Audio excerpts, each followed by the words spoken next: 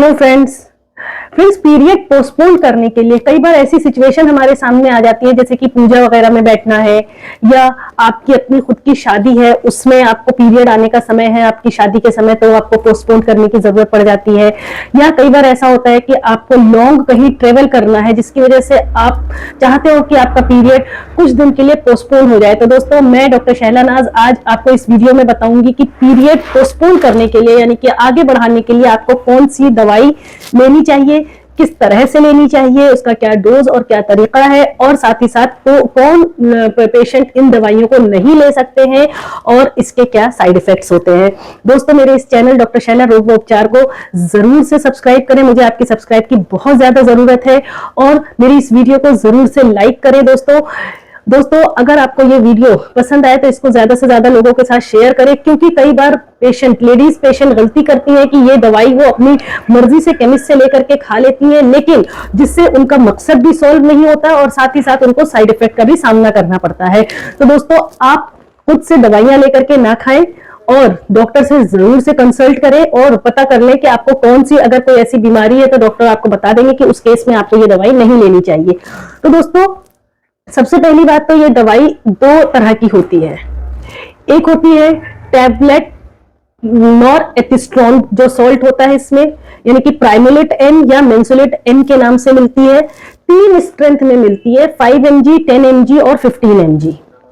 दोस्तों, जो 10 mg की टैबलेट है, पीरियड आपका, अगर मान लीजिए कि आपका पीरियड आने की डेट है 28 दिन की आपकी साइकिल होती है, तो आपको कम से कम ये पीरियड आने से, अगले पीरियड आने से 3 दिन पहले से आपको लेना होता है। 10 mg की टैबलेट सुबह और शाम में 5 दिन के लिए, 10 दिन के लिए या 15 दिन के लिए मैक्सिमम आप ले सकते हो।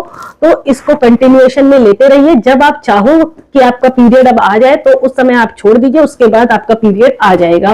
तो दोस्तों, ये तो हो गया आपका नॉरएथिस्ट्रोन। दूसरी जो टैबलेट है उसका नाम है, उसमें सॉल्ट होता है टैबलेट मेड्रोक्सीप्रोजेस्टेरोन एसीटेट। ये भी 10 mg में मिलती है। इसका भी वही तरीका है, सुबह और रात में 5 दिन, 10 दिन या 15 दिन, जब तक आप चाहते हो कि आपका पीरियड ना आए, पोस्टपोन रहे, जब तक इसको लेते रहिए। इसको छोड़ने के बाद आपका पीरियड आ जाएगा। अब बात यह है कि दोस्तों, कैसे इसको लेना होता है। एक्चुअली इसका लेने का तरीका यह है कि आपको मैं एक मोटा मोटा समझा देती हूँ। जैसे कि अगर मान लीजिए किसी की जो साइकिल का डेट है वो 28 डेज का है, यानी इस बार अगर आपकी साइकिल 1st को आई है तो अगली साइकिल आपको 28 को आएगी। तो जो 28 को आपको पीरियड आना है, उससे 3 दिन पहले आप लेना शुरू कर दीजिए, आपकी साइकिल पोस्टपोन हो जाएगी। क्योंकि जो इसका इफेक्ट होता है दवाई का, वो मैक्सिमम 2 से 3 दिन में दिखाने लगता है अपना असर।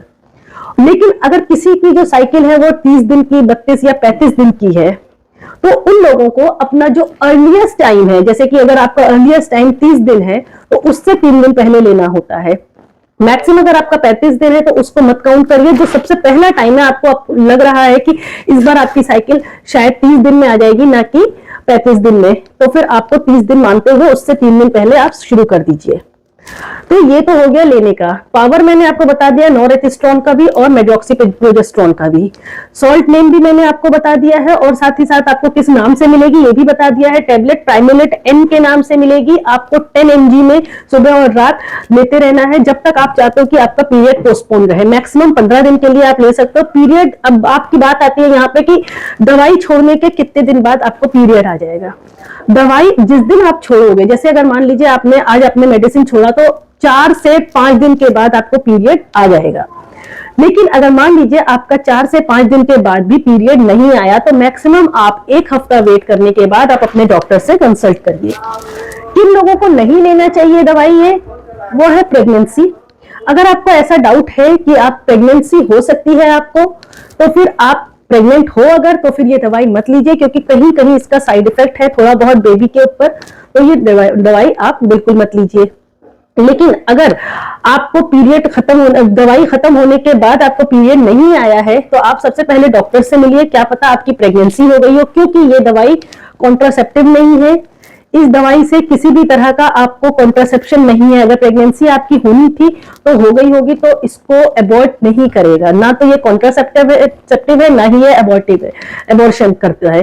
तो आपको डॉक्टर से कंसल्ट करना है। अगर आपकी प्रेगनेंसी हो गई है तो फिर आपको पीरियड हो सकता है इस दवाई के छोड़ने के बाद विड्रॉल आपको ना आए। दूसरा ये कि जिन लोगों को डीप वीनस थ्रोम्बोसिस की परेशानी होती है, यानी कि दवाई लेने से बड़े बड़े लाल लाल चकत्ते से पड़ जाते हैं, उन लोगों को ये दवाई नहीं लेनी चाहिए। तो प्रेगनेंसी में और डीप वीनस थ्रोम्बोसिस अगर है तो उसमें नहीं लेनी चाहिए, कॉन्ट्राइंडिकेटेड है ये। लेकिन अब बात आती है इसका साइड इफेक्ट क्या है। दोस्तों इसका जो साइड इफेक्ट है, ब्रेस्ट हैवीनेस है, नोजिया वॉमिटिंग है, थोड़ा सा लोअर एब्डोमिनल पेन हो सकता है, चक्कर हो सकता है, घबराहट बेचैनी हो सकती है और हेडेक हो सकता है। कई लोगों को थोड़ा सा बदन भी फूला हुआ महसूस हो सकता है इस दवाई को लेने के बाद। तो दोस्तों ये मैंने आपको दवाई का नाम बता दिया, उसकी स्ट्रेंथ बता दिया, उसको लेने का तरीका बता दिया, किसमें नहीं लेना चाहिए वो बता दिया और साइड इफेक्ट बता दिया।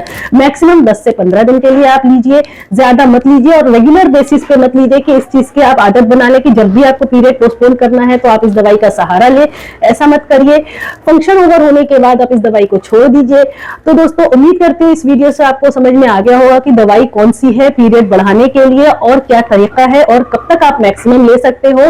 तो दोस्तों अगर आपको मेरी वीडियो पसंद आई हो तो जरूर से लाइक एंड शेयर करें। मेरे इस चैनल डॉक्टर शैला रोग व उपचार को जरूर से सब्सक्राइब करें। दोस्तों बहुत हम्बल रिक्वेस्ट है, मुझे आपके सब्सक्राइब की बहुत ज्यादा जरूरत है। Thank you.